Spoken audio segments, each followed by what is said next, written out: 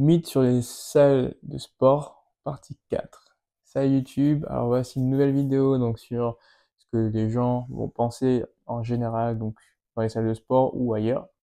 Cela consiste au fait de toujours avoir le dos droit. Le dos rond est-il vraiment mauvais pour le corps humain? Est-ce que nous devons forcément faire attention à la façon dont nous allons nous placer lorsque nous devons soulever une charge du sol jusqu'à en haut? Est-ce que nous devons robotiser nos mouvements de façon à ne pas se blesser? La réponse est non. Pourquoi est-ce qu'à l'époque on nous disait de garder le dos droit pour éviter de se blesser?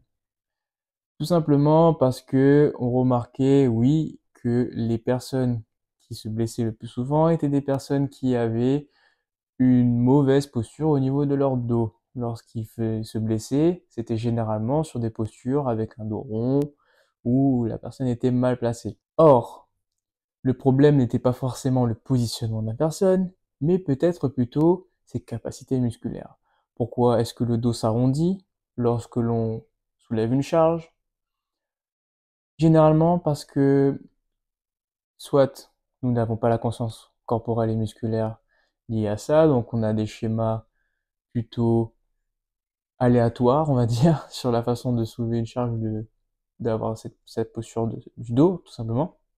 Mais lorsque le muscle n'est pas préparé à l'effort, lorsque le muscle est tout simplement sous-développé, alors il aura du mal à supporter le poids du dos plus une charge additionnelle de façon répétée. En plus, je parle notamment des métiers manuels en extérieur où les risques de blessure sont plus importants qu'ailleurs. Donc selon moi, ce n'est pas vraiment la posture qui va créer la blessure chez les personnes, c'est plutôt le manque de connexion musculaire, c'est-à-dire que la personne a une pauvre conscience corporelle, ne sait pas comment se placer, n'a pas l'habitude d'utiliser ses muscles, a des muscles sous-développés qui engendrent tout un schéma négatif pour le corps et de façon répétée va créer une augmentation du risque de blessure tout simplement. C'est aussi la même chose chez les athlètes qui ont toujours tendance à vouloir soulever trop lourd des charges avec un dos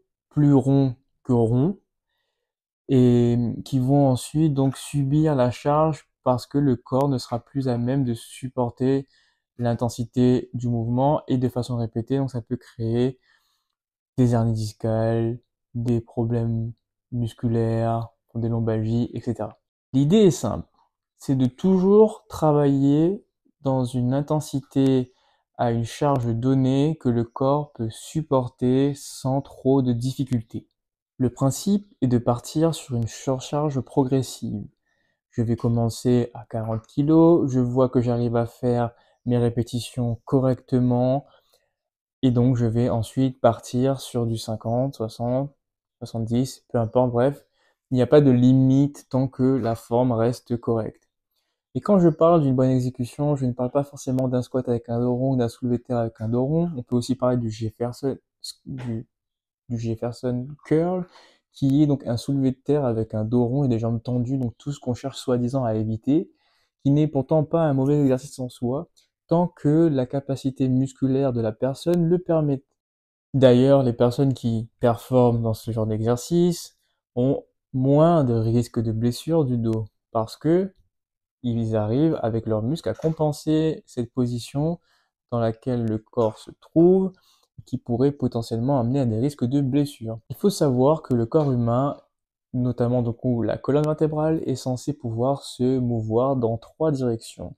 Sur le plan frontal, donc aller sur les côtés en inclinaison latérale droite-gauche. Sur le plan sagittal, en flexion et en extension de la colonne et sur le plan transversal, donc en rotation droite et gauche. Trois mouvements sur lesquels la colonne vertébrale est censée pouvoir supporter des charges. À savoir que lorsque nous courons, par exemple, la colonne vertébrale subit des contraintes dans ces trois dimensions. Donc théoriquement, la colonne vertébrale est censée pouvoir subir des impacts qui lui sont imposés.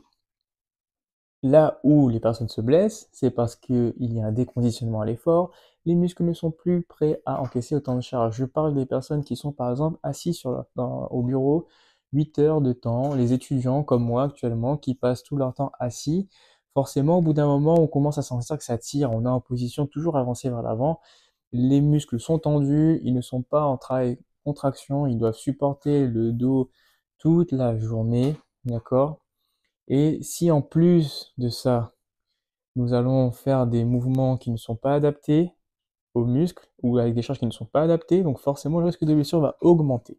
Donc tout simplement, travail raisonnable, à intensité raisonnable, à charge raisonnable, et on fait une surcharge progressive de plus en plus. Voilà.